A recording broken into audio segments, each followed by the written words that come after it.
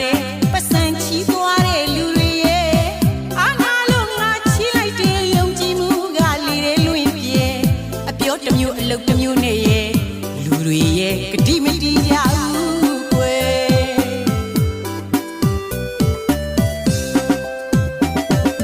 ဘယ်ပေးမလဲမြောင်လာရဲ့အကြောင်းလေးတောင်သူတို့မပြန်နဲ့တောင်းလိုက်ရင်စင်ကြီးပေးတာဟိုနေ့ပေးမယ်ဒီနေ့ပေးမယ်လက်တွေ့မှာတယောက်မှပေါ်မလာတဲ့